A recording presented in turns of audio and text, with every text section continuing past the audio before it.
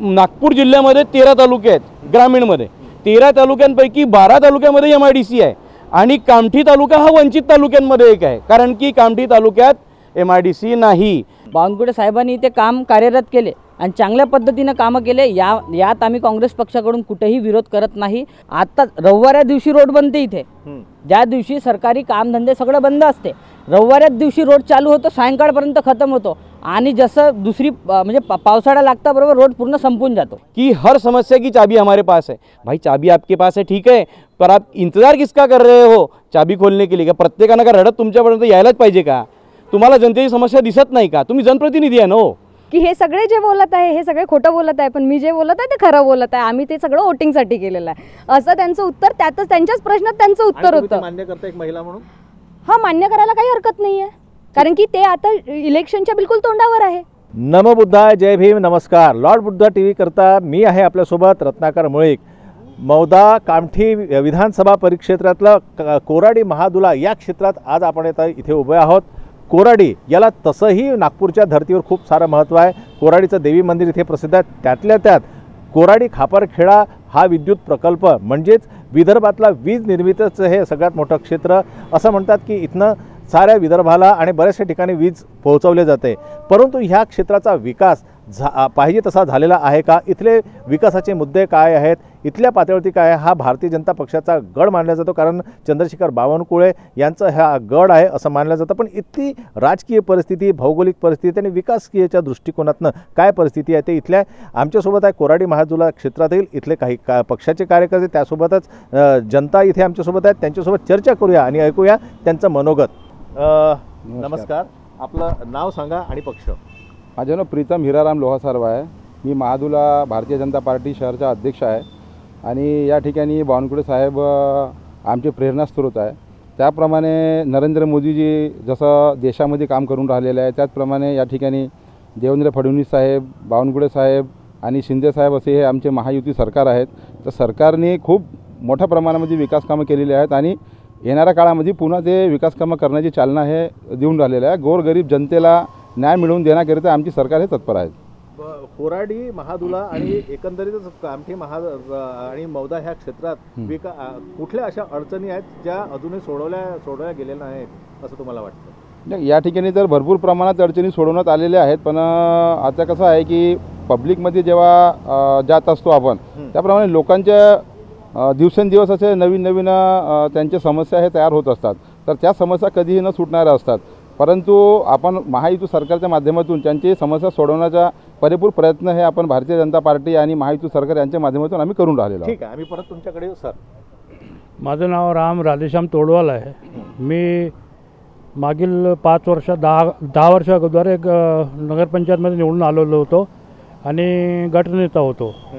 तर महादुल्याच्या समस्या सोडवण्याकरता जागेचा फार अभाव होता।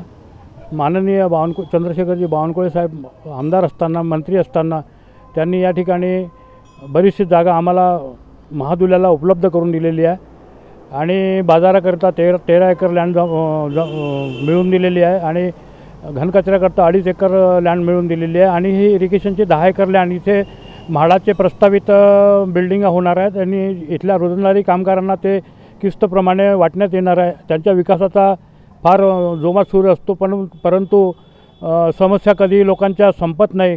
जेवढाही काही विकास केलेला आहे तेवढा विकास तो कधीही अपुरा पडतो आणि जनसंख्या निरंतर वाढत असते आणि जनसंख्येच्या भविष्याच्या दृष्टिकोनातून साहेब प्रयत्नरत आहेत आणि भविष्याच्या दृष्टिकोनातून लोकांना रोजगार मिळावा या दृष्टिकोनातून ते प्रयत्नशील आहेत आणि आम्ही त्यांच्या पाठीशी आहोत। आणि या ठिकाणी कोणीही, मी हे सांगू इच्छितो की कुठलाही पक्ष आघाडीवर राहणार नाही, भारतीय जनता पक्ष आघाडीवर राहील। आपण सांगितलं की म्हाडाचा प्रकल्प जो आहे हा कोराडीमध्ये येणार आहे। हो, तर त्या म्हाडाच्या प्रकल्पाचा सदनिका जो बनणार आहे किंवा त्याच्यामध्ये व्यवसाय संकुल बनेल, तर याचा लाभ स्थानिक लोकांना मिळणार आहे की? स्थानिक लोकांना स्थानिक जे मजदूर लोक आहेत, जे रोजंदारीवर कामगारावर कॉन्ट्रॅक्टरकडे जातात, पण ते रेग्युलर आहेत पॉवर स्टेशनमध्ये, पण त्यांना स्वतःची घरं हवी आहेत, तर ते आज झोपडपट्टीमध्ये राहतात। झोपडपट्टीतून त्यांना काढून साहेबांची एक मानसिकता आहे की यांना न्याय मिळाला पाहिजे, यांना आपली स्वतःची घरं मिळाली पाहिजे, यांच्या भविष्याच्या दृष्टिकोनातून, यांच्या मुलाबाळांच्या दृष्टिकोनातून यांना एक स्वतःचं घर पाहिजे आहे। ठीक आहे सर। माझं नाव नाव सांगा आणि पक्ष सांगा. माझं नाव विश्वनाथ मधुकर चव्हाण आहे. मी भारतीय जनता पार्टी महादुल्ला शहरचा उपाध्यक्ष आहे. आज प्रदेशाध्यक्ष माननीय चंद्रशेखर बावनकुळे साहेबांच्या हा कामठी विधानसभा हा गड आहे. खास करून कोराडी आणि महादुल्ला हे क्षेत्र त्यांचं घर आहे. या महादुल्ला क्षेत्रातील तुम्ही युवा वर्गाला मध्ये येता. युवा वर्गासाठी इथे काय विकास झालेला आहे आणि अजून काय गोष्टी आहेत ज्या होऊ शकतात? युवा वर्गासाठी आपण मोठमोठ्या प्रमाणे काय म्हणतात रोजगाराच्या संधी उपलब्ध करून दिलेल्या आहेत त्या संधी? ह्या कोराडी प्लांट आता 2 गुणीला 660 मेगावॉट हे आता नुकताच त्याच्या आता नवीन तयार होणार आहे. नवीन प्रकल्प डेव्हलपमेंट होणार आहे.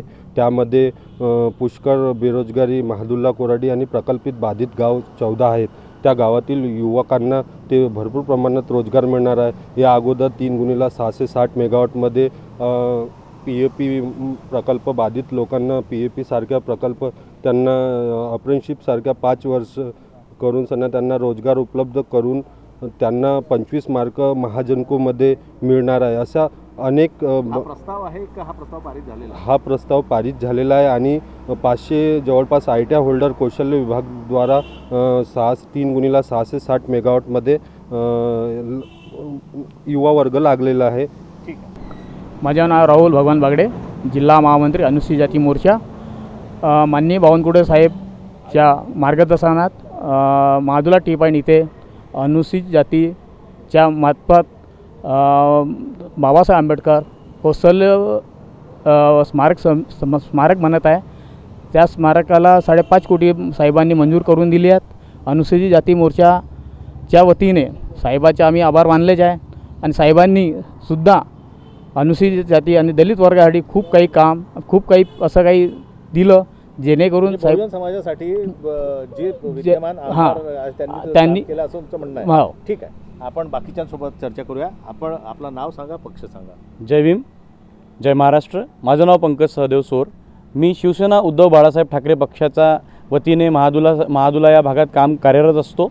कामठी तालुका संघटक अशी माझ्याकडे या भागाची जबाबदारी आहे. आत्ता ज्याप्रमाणे आपले भाजपचे मित्रगण यांनी सांगितलं की या भागात या प्रकारे मोठे विकास कामं झालेली आहेत.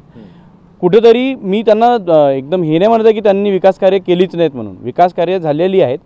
पण विषय असा आहे की जसे यांनी नवीन योजना आणल्या, नवीन इथे इन्फ्रास्ट्रक्चर उभं केलं, पण त्या इन्फ्रास्ट्रक्चरची देखभाल म्हणून काहीच झालेली नाही आहे. जसं दिलंय पण त्याचं मेंटेनन्स काही नाही. नक्की नाहीच नाही. कारण की कसं आहे, तुम्ही या भागात जर जाऊन पाहिलं तर इथे एक सिद्धार्थनगर भाग आहे. त्या सिद्धार्थनगर भागामध्ये एक सार्वजनिक शौचालय होतं. त्या सार्वजनिक शौचालयाची हालत एकदम गंभीर आहे. पूर्ण तुटफूट झाला आहे. लोकांनी त्यातले संडासचे ते शीटापासनं तर पाईप वगैरे सगळं चोरून नेलं. त्या व्यतिरिक्त एक आणखी वास्तू आहे. ती वास्तू शौचालय आहे, फुलेनगर या भागात आहे. तिथेही सेम परिस्थिती आहे. त्याच्या व्यतिरिक्त इथे महादुल्ल्यामध्ये जी नगरपंचायत आहे तिथेही शौचालय बनवलं, त्याची तीच हालत आहे. याच्या व्यतिरिक्त महादुल्ला नगरपंचायतच्या स्वतःच्या 2-3 इमारती आहेत, ज्या इमारतींमध्ये एक महादुल्ल्याचं समाजभवन आहे. त्या महादुल्ला समाजभवन जे आहे तेही खराब परिस्थितीमध्ये आहे. इथे यांच्या नेत्यांनी भरपूर पैसा आणून त्याचं भरपूर इन्फ्रास्ट्रक्चर डेव्हलपमेंट केलं, पण फक्त ते निर्माण करणे इतकंच त्यांचं कर्तव्य राहिलं. त्या निर्माण झाल्याच्या नंतर पुढे त्याच्यावर तर त्यांनी लक्ष दिलेलं नाही आहे. म्हणजे त्यांनी लक्ष जर दिलं असतं आणि ती वास्तू जेव्हापासून ठेवली असती तर आज चांगली वस्तू आपल्याकडे वापरायला असती. त्याच्या व्यतिरिक्त एक आणखी असं आहे की जे भारतीय जनता पक्षाचे मोठे नेते आहेत, माननीय चंद्रशेखरजी बावनकुळे साहेब, या भागाचे एक लोकनेते म्हणून आपण त्यांना संबोधतो. त्या व्यतिरिक्त कसं आहे की त्यांचं काम करण्याची पद्धत थोडी चांगली आहे. त्यामुळे आमच्या पक्षाचं एक ध्येय आहे 80% समाजकारण, 20% राजकारण. आम्ही राजकारण या भानगडीत न पडता काही वेळेस त्यांच्याकडनं काम करवून घेतो. त्यांच्याकडे आम्ही कुठलेही जे काही कामं असतात ते करून घेण्याचा प्रयत्न करतो. खेटे जास्त घालायला लागतात, कारण की आम्ही साहजिक आहे की त्यांचे कार्यकर्ते नसल्यामुळे आम्हाला खेटे जास्त घालायला लागतात, पण आम्ही ते कार्य त्यांच्यामार्फत करून घेण्याचा प्रयत्न करतो. या भागात आपण बघितलं ना, एक सुंदर गोष्ट सांगतो तुम्हाला साहेब, की नागपूर जिल्ह्यामध्ये 13 तालुके आहेत ग्रामीणमध्ये. 13 तालुक्यांपैकी 12 तालुक्यामध्ये MIDC आहे आणि कामठी तालुका हा वंचित तालुक्यांमध्ये एक आहे, कारण की कामठी तालुक्यात MIDC नाही.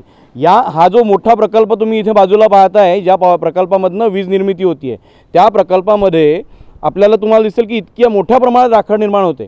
त्या राखडचे ॲश बँड्स जे आहेत ते सगळे भरलेले आहेत, पण त्या राखडच्या युटिलायझेशनसाठी गेली 1 वर्ष 2 वर्षापासून आम्ही मागणी करतोय की या भागात एक मोठी सिमेंट फॅक्टरी यायला पाहिजे, मोठा पेंट उद्योग यायला पाहिजे. ज्या पेंट उद्योग किंवा सिमेंट उद्योगमध्ये मोठ्या प्रमाणात त्या राखडीचा वापर वाढेल, त्यातनं तुम्हाला रोजगार निर्मिती देखील होईल. 1 लाख जवळजवळ नवा रोजगार निर्माण होईल. त्याच्या व्यतिरिक्त पेंट उद्योग आणला, त्या पेंट उद्योगमध्ये रोजगार वाढेल. ट्रान्सपोर्टेशन, नवीन रोजगार म्हणजे मॅन्युफॅक्चरिंग, सेल्स, ट्रान्सपोर्टेशन, मार्केटिंग इत्यादी क्षेत्रामध्ये अनेक आपल्याकडे तिथे उपलब्धी निर्माण होणार.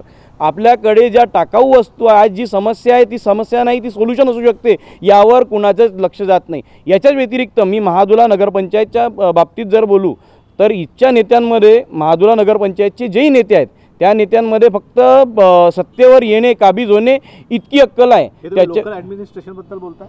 नाही, लोकलही सांगतोय आणि तुम्हाला मी तालुका परिस्थिती सांगतो. बँडचा तो विषय काढला, तुम्हाला माहिती म्हणून सांगतो की पोल्युशन ऍक्ट जे आहे, पोल्युशनच्या जो एक समिती आहे, त्या पोल्युशन समितीने सांगितलं की कोराडी आणि खापरखेडा इथलं जे वातावरण आहे त्या ॲश बँडमुळे दूषित झालेलं आहे आणि इथल्या जनतेसाठी ते हानिकारक आहे. इथले त्याच्यामुळे बिमाऱ्या वाढण्याची शक्यता जास्त आहे आणि इथल्या लोकांमध्ये ते बिमारीचं पडसाद देखील उमटायला लागलेले आहेत.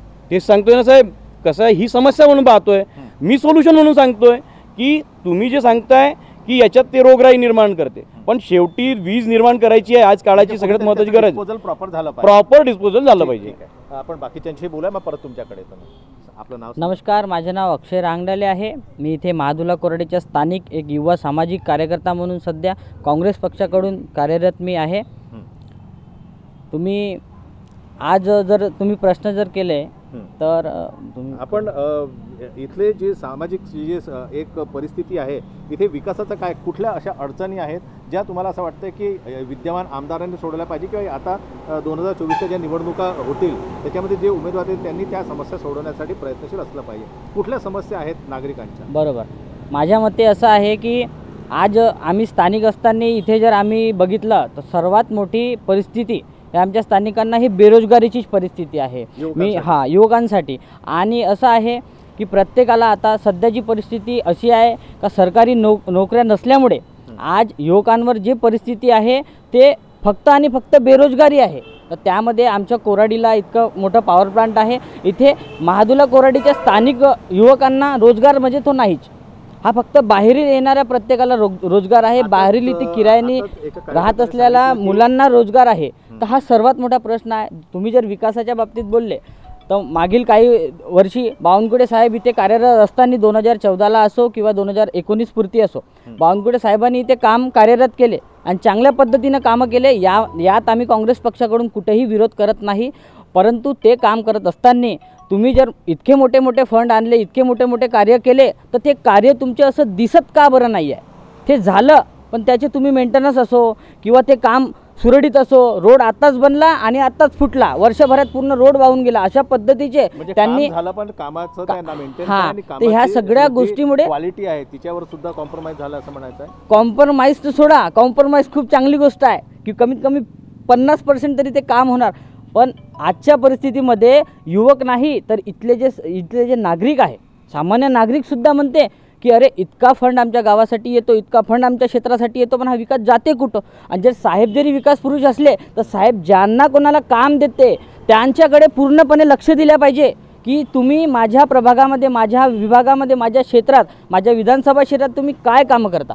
हे आमची तुम्ही हे जे बोलत आहे तर तेच काम तुम्हाला देण्यासाठी लॉर्ड बुद्धाच्या माध्यमातून आम्ही ती मदत करतो. आम्हाला काम नाही पाहिजे. आम्ही सामान्य नागरिक, एक युवा म्हणून माझ्या गावाची हेच विनंती आहे की नाही कमी तर आता सध्याच्या परिस्थितीत आमच्या महादुला नगरपंचायतला 128 कोटी रुपये आले, परंतु तुम्ही 128 कोटीचे जर काम बघितलं, तुम्ही एकदा आमच्या प्रत्येक वार्डामध्ये फिरा, प्रत्येक नाही फक्त 2 वार्डात फिरा, तुम्ही तिथलं काम बघा. म्हणजे जे पैसे आले त्याचं अजून कामाचं जे काही पैसे आलेले आहे, जे काही विकास कामासाठी पैसे आले त्याचं ऑडिट करण्याची आवश्यकता आहे असं तुम्हाला वाटतं?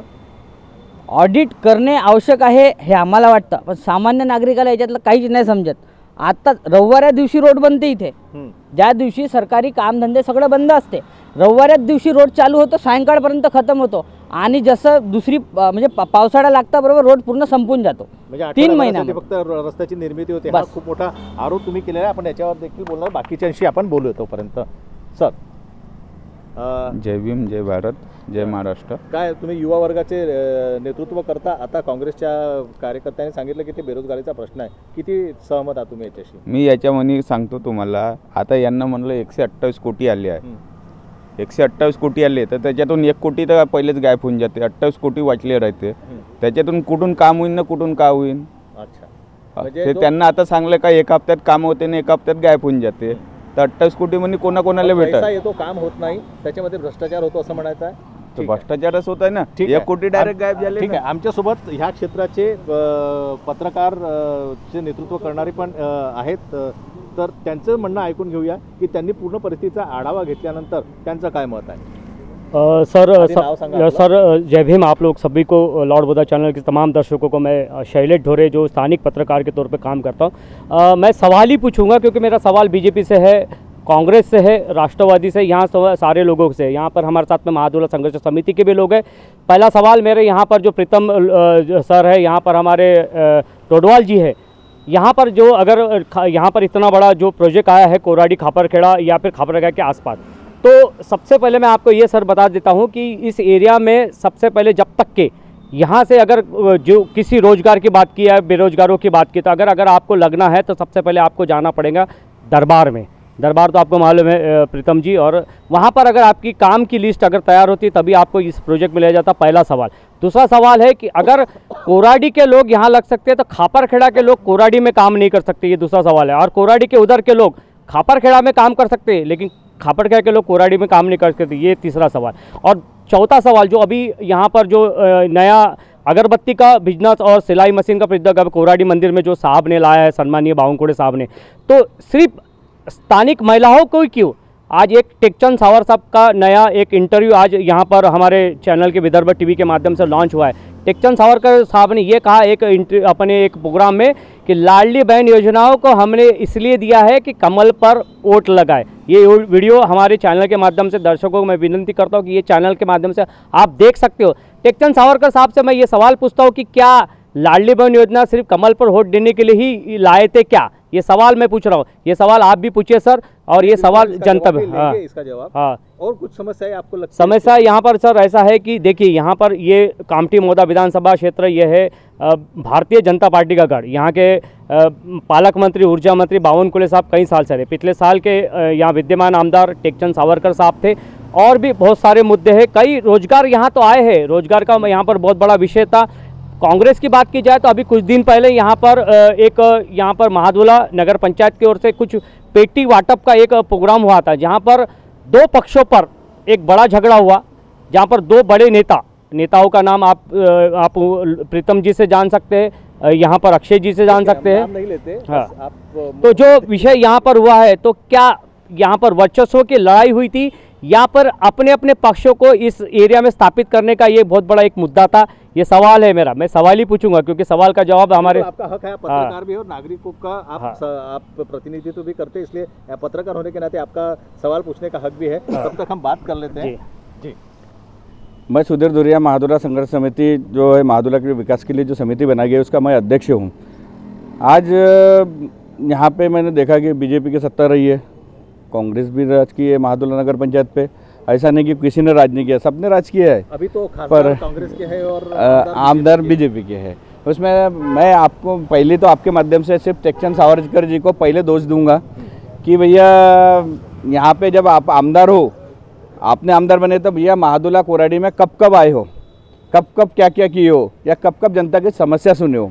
सिर्फ आप आते हो, उद्घाटन हो गया, टेंडर निकला, उद्घाटन के लिए आए और बस उद्घाटन करे और चले गए। तो मेरा ये है कि भैया उसमें कभी कभी सोचना भी होता है कि भैया टेंडर है तो टेंडर में कहीं कुछ थोड़ा बहुत अगर मिलता हो तो उसके लिए सिर्फ उद्घाटन के लिए आते हो।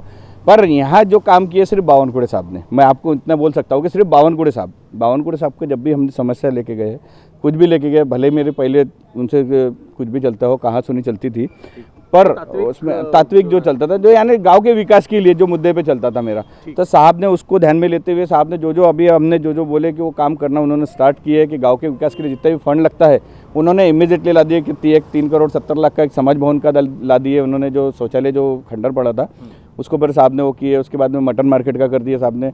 उसके बाद में महादुल्ला में सबसे मेन बात बोले तो सुरक्षा का जो सवाल था, तो बीच में जो है उनके लिए कि भैया यहाँ CCTV कैमरे होना चाहिए करके पूरे एरिया में, जैसे महादुल्ला में पूरे CCTV कैमरे होना चाहिए। तो ये प्रपोजल मैंने साहब के सामने रखा। साहब बोला महादुल्ला सेंसिटिव बनते जा रहा है, यहाँ पे दंगा हो गया है, उस दिन पेटी के लिए मारपीट हो गई है, सारी चीज़ें हो रही है, तो इसके लिए प्रॉपर नियोजन के लिए कहीं ना कहीं इस पर लगाम लगना चाहिए। तो आप CCTV के जैसा तीसरी आग जब अगर दोगे तो यहाँ पे जो इतना भी जो हो रहा है यहाँ पे जो संगठन जो हो रहा है असामाजिक तत्वों के हिसाब से जो अंकुश लगने के लिए दीजिए। तो साहब ने इमीडिएटली तुरंतली उसके ऊपर साइन करके 2.5 करोड़ का वो प्रोजेक्ट साइन करके देखिए भैया इमीडिएटली वो करो करके, और उसमें आगे ठीक है। हम यहाँ पर हमारे साथ में महिला वर्ग भी विशेष रूप से उपस्थित है। तो कोराडी महादुला की महिलाओं की यहाँ की परिस्थिति क्या है, क्या उनकी मांगे हैं या क्या उनकी समस्या है, और उस समस्याओं का निराकरण करने के लिए यहाँ के आमदार ने क्या क्या किया, ये हम जानेंगे। आपका नाम बताइए। मेरा नाम पूर्णिमा मंगेश भिलावे है। मैं महादुला संघर्ष समिति में उपाध्यक्ष पद पे काम कर रही हूँ। साहब ने बावनकुड़े साहब ने काम नहीं लाए महिलाओं के लिए, ऐसा बोल नहीं सकते, काम बहुत लाए हैं। जैसे वो बचत गट के माध्यम से अभी महिलाएं काम कर रही है, जैसे क्या बोलते हैं अपने गार्डन में, मंदिर के अंदर, बट महिला हाँ ध्यान है, बट उसी प्रकार उनके साथ में जो अन्याय होता है उसके तरफ भी उनका ध्यान होना चाहिए। हाँ, और कैसा है ना कि उनका सुपरवाइज़र जो बोलता है वही उनके लिए आखिरी बात होती है, पर ज़रूरी नहीं है कि हर चीज़ उनके सुपरवाइज़र के ही हिसाब से हो, कि ये ज़रूरी मतलब हाँ कुछ बातें फिल्टर होकर आती है कि एक ही लेडीज़ पे विश्वास करके बाकी लेडीज़ों को परेशान किया जाता है। ये जो सारी चीज़ें होती है, इस पे छोटी छोटी बातों के लिए लेडीज़ अगर साहब के पास में जाती है तो साहब थोड़ी ना ध्यान दे सकते हैं। वैसे ही अगर गांव के अंदर अभी बोला जाए तो हम संघर्ष समिति है, हम खुलेआम बोलते हैं, कोई किसी के दायरेबंदी नहीं है। तो इसमें क्या है ना, अभी बीच में साहब के साथ में हमारी मुलाकात हुई थी, तो उस वक्त साहब के सामने बोला गया कि तुम समस्या लेके साहब के पास में दरबार में क्यों नहीं आते हो उनके। तो मुझे ऐसा लगता है कि 5 साल हमने जो नगर सेवक और नगर अध्यक्ष जो चुन के दिए हैं वो उनके घर में बैठने के लिए या ठेकेदारी करने के लिए नहीं दिए हैं ना।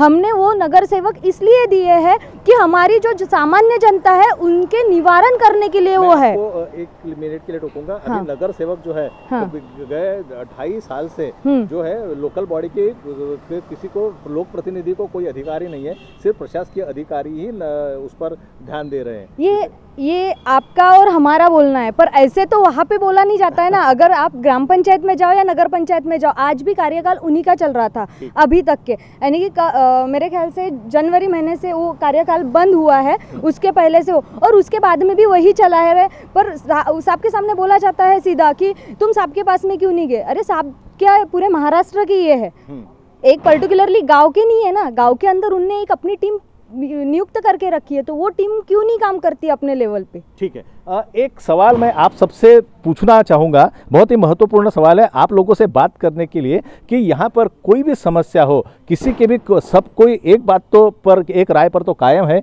कि हम जब बावनकुड़े साहब के पास में जाते हैं तो काम लगभग हो जाते हैं। लेकिन मेरा आप लोगों से सवाल है कि बावनकुड़े साहब यहाँ के आज के डेट में आमदार नहीं है, ना ही वो ऐसे किसी प्रशासकीय पद पर है, ना ही लोक प्रतिनिधि पद पर है। और यहाँ के जो विद्यमान आमदार है टेकचंद सावरकर जी है ना, उनके पास में क्यों आप लोगों को ऐसा नहीं लगता कि हमने जाना चाहिए और वहाँ पर हमारे समस्या का समाधान होगा। तो क्या मतलब टेकचंद सावरकर जी जो विद्यमान आमदार है वो सिर्फ नाम के आमदार और पर्दे के पीछे से बावनकुड़े साहब काम कर रहे हैं, साहब का ऐसा लोगों का मानना, जो आप लोगों से चर्चा है उस पर से ये बात समझ के आ रही। क्या कहेंगे भारतीय जनता पक्ष? देखिए कैसा है, जिस प्रकार से हमारे जो टेकचंद सावरकर जी आमदार साहब है जी, अब आमदार साहब है तो क्षेत्र बहुत बड़ा है, क्षेत्र बड़ा होने की वजह से कैसा है कि वो अपना उतना समय उस क्षेत्र में नहीं दे पाते हैं। फिर बावनकुड़े साहब ये पूर्व 15 साल से इस क्षेत्र के आमदार है। बावनकुड़े साहब को पूरे महाराष्ट्र की धुरा संभालनी है, वो आप बोल रहे हो सही है, लेकिन कैसा है कि लोकल सेक्टर के रहने की वजह से बावनकुड़े साहब के पास में लोग इसीलिए जाते हैं कि साहब के माध्यम से साहब आमदार साहब को फीडिंग करेंगे और फीडिंग करने के बाद में आमदार साहब अपने लेवल पे काम करेंगे। ये जो मुद्दा मैंने अभी उठाया कि आपको बावनकुळे साहब के पास में जाना पड़ता है, आपने भी कहा कि हाँ काम तो हो जाते, ऐसा क्यों हम यहाँ के विद्यमान आमदार के पास में जाके काम नहीं करवाते? मला असं वाटते की भाजपनी माननीय टेकचंदजी सावरकर यांना बुजगावणं म्हणूनच बसवलेलं आहे. सगळ्या काही धागेदोरे जे आहेत ते आपल्याला माहिती आहेत कुठे आहे. आणि कसं आहे की जसं आता प्रीतमदादांनी सांगितलं की त्यांना ते क्षेत्र मोठं असतं, त्याच्यापेक्षा मोठं क्षेत्र जे महाराष्ट्र आहे आणि महाराष्ट्रात जर तुमचे नेते जर काम करू शकते तर त्यांच्याकडनं दुसऱ्या नेत्याकडनं ही आशा करू शकतो. त्यातला दुसरा असा विषय आहे की एका स्टेजवरच्या भाषणात का लोक त्यांच्याकडनं आशा ठेवत नाही हे तुम्हाला आता कळेल. एका एक छोटा कार्यक्रम झाला होता इथे महादुला टी पॉईंट आपला मंदिर रोडवरच.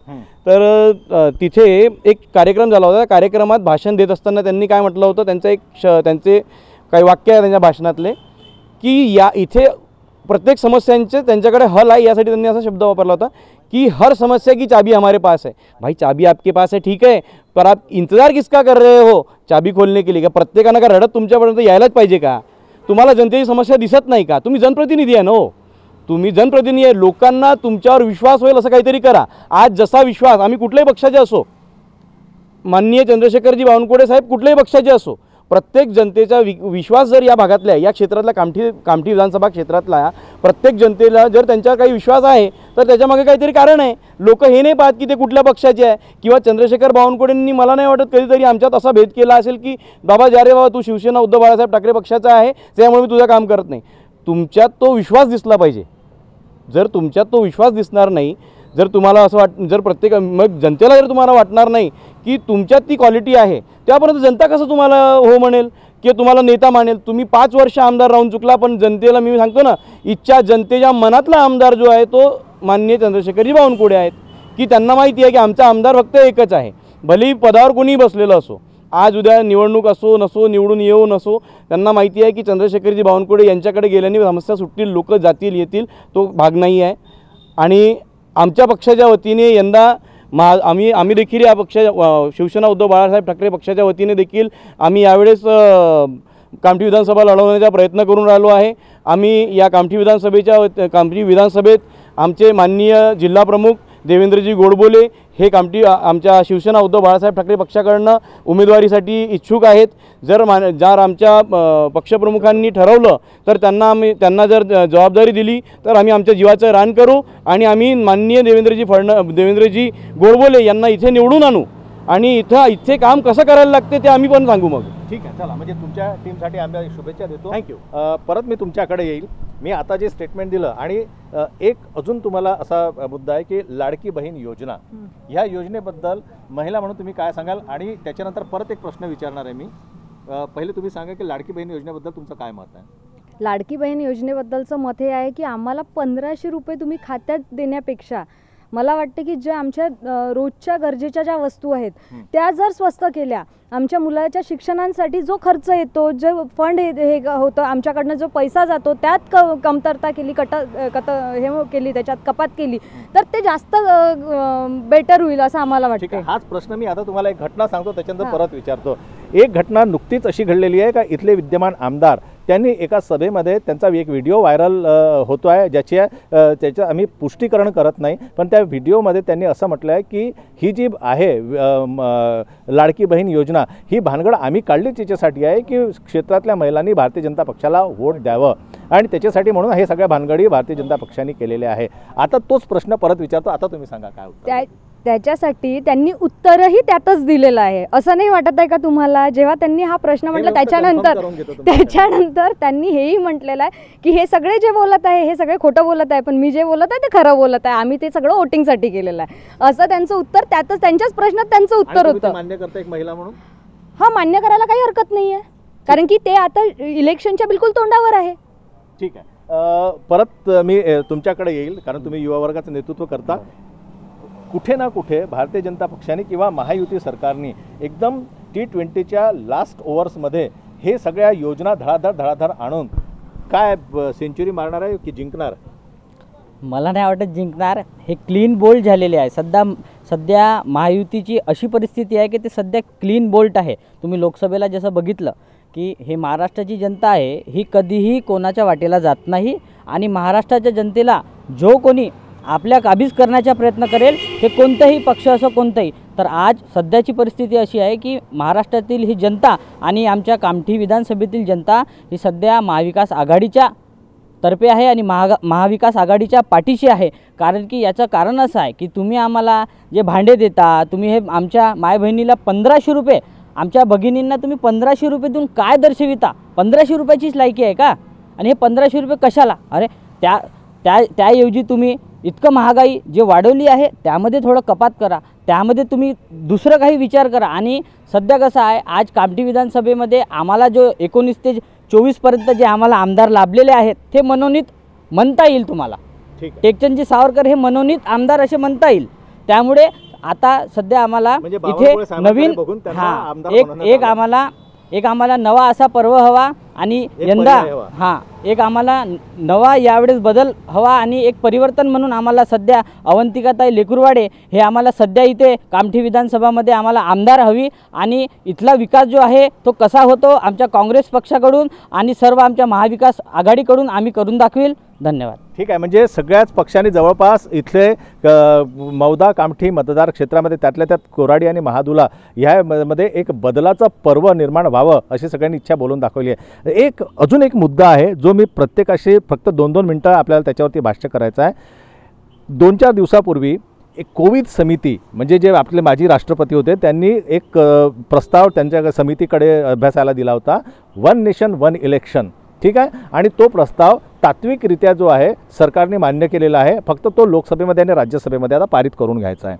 1 नेशन 1 इलेक्शनबद्दल प्रत्येकाने आपली भूमिका एक 2 ओळीमध्ये मांडायची आहे. ठीक है, एक मिनट के लिए जी जी कि इन लोग ने जिन लोगों ने सब पूरी बात की, सब पक्ष के लोग जैसे पंकज सोर जी, प्रीतम जी है, हमारे भैया जी है, सब लोगों ने कहा कि बावनकुले साहब ने पिछले मंत्री के समय, पालक मंत्री के समय और अब विधायक ना होने के बावजूद भी कई लोगों का काम किया. मैंने जो कहा था वो सवाल मैंने इनके लिए पूछा था, लेकिन बावनकुले साहब ने हर पक्ष का, हर लोगों का, हर जात का, हर धर्म का, किसी भी धर्म का नहीं देखा. और आपने जो सवाल पूछा, मैं ये सवाल एक बार फिर से इन प्रतिनिधियों को पूछता हूँ कि क्या अगर बावनकुले साहब कामठी मौदा प्रतिनिधि 5 साल विधायक ना होने के बावजूद करते तो टेकचंद सावर जी को सिर्फ एक जो बोलते हैं शो पीस के तौर पर रखा है. मैं पंकज जी का मैं एक बार फिर से वो स्टेटमेंट फिर से एक बार मैं रिपीट करूंगा कि पंकज जी को इस कार्यक्रम में, इनके ही एक संघर्ष समिति के कार्यक्रम में टेकचंद सावरकर जी ने ये कहा था कि हमारे पास, हमारे नागपुर जिला ग्रामीण के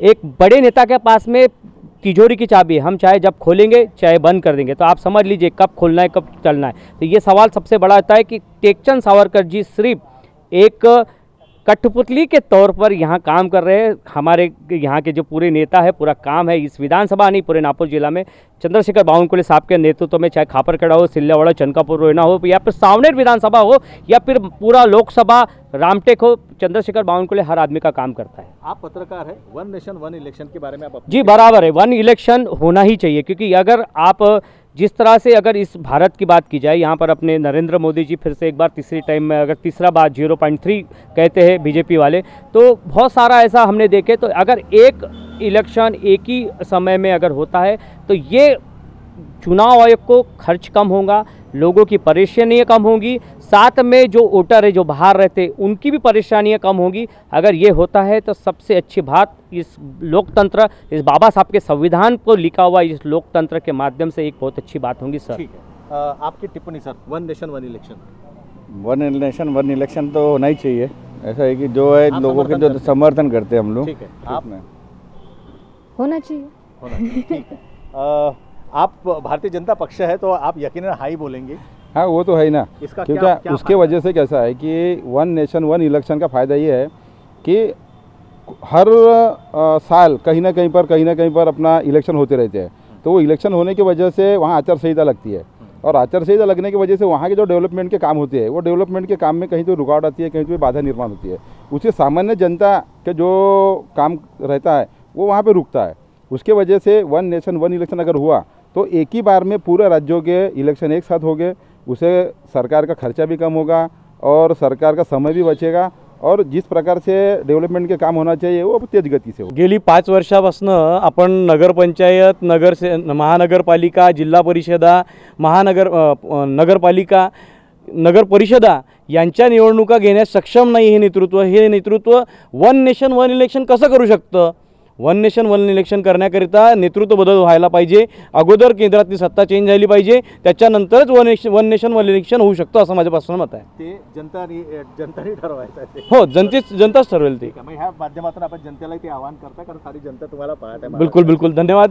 ठीक आहे. काँग्रेस पक्षाची काय भूमिका वन नेशन वन इलेक्शन? पहिल्यांदा मी सर्वांना सांगू इच्छितो की वन नेशन वन इलेक्शन याचं आपल्या मराठी भाषेमध्ये याचा अर्थ असा आहे की लोकसभा, विधानसभा आणि स्थानिक स्वराज्य संस्थेचे निवडणुका ह्या एकत्रित घेणे हे शक्यच नाही आहे. एकत्रित घेत असताना तुम्ही आज जशी बघितलं की लोकशाही आपला भारत देश हा लोकशाहीच्या मार्गाने असते आणि संविधानाच्या बळावर हा आपला आणि संविधानाच्या बळावर हा आपले सगळं भारत देशाची कार्यभार चालू आहे. तर तुम्ही बघता लोकशाही नाही, इथे आता सध्या हुकुमशाहीची परिस्थिती त्याचमुळे आहे. कारण की एका हाती सत्ता असली आणि पूर्ण भारताची सत्ता जर एका हाती असली तर दुसऱ्या बाजूला विरोधकांची काहीच भूमिका राहणार नाही आणि हम जो कहेंगे वही होगा अशा भावनेने हे कोणतेही सत्ताधारी असे हे भीती निर्माण होईल आणि वन नेशन वन इलेक्शन हे शक्य नाही. सध्या तर भारतामध्ये तर नाही, कारण की इथे सर्वांचं ऐकून घेणं आहे. कारण की मी कधी खरं बोलणार तर कधी खोटं बोलणार, तर पुढच्या व्यक्तीचे ऐकून घेणे आवश्यक आहे. आणि प्रत्येक राज्यामध्ये आमचा देश हा इतकं सार्वत्रिक म्हणजे इतकं मोठा देश आहे की इथे प्रत्येक राज्यामध्ये प्रत्येक प्रांतीय भाषा आहे, प्रत्येक समाजाचे जातीय प्रत्येक धर्माचे लोक राहतात. तर इथे एकमत येणे हे शक्य नाही. त्यामुळे प्रत्येक वेळेस थोड्या राज्याच्या निवडणुका झाल्या पाहिजे, तेव्हाच पिरियडिक झाल्या पाहिजे. जशी परिस्थिती सुरू आहे तशी. ठीक आहे, आपल्यापाशी थोडीशी वेळेची कमी आहे आणि महत्त्वाचं म्हणजे कामठी मौदा मतदारसंघातील ह्या कोराडी महादुलाच्या नागरिकांशी, इथल्या पक्षाच्या कार्यकर्त्यांशी आम्ही one nation one Surendra Somkar, Bharatiya Janata Party. One nation one election झालं पाहिजे, कारण की वेळेचा पण खूप लॉस होतो आपला भारताचा आणि आर्थिक नुकसान खूप होते. म्हणून वन नेशन वन इलेक्शन झालं पाहिजे. ठीक. कामठी मौदा मतदारसंघातील कोराडी आणि महादुला येथील नागरिकांशी आपण हा संवाद साधला. निमित्त होतं येणाऱ्या विधानसभा निवडणुका. इथे चर्चा करताना जे प्रकर्षाने ते जाणवलं म्हणजे इथले जे विद्यमान आमदार आहेत ते कुठेतरी त्यांच्याशी संपर्क न होता इथले जे भारतीय जनता पक्षाचे प्रदेशाध्यक्ष चंद्रशेखर बावनकुळे, सगळा ओढा हा त्यांच्याकडे असतो. त्यांच्या दारोमदारावरती मग ते आमदारांकडे जाऊन इतर सगळ्या नाराजी तशी पाहिलं तर कुणाचीच नाही, पण आहेही.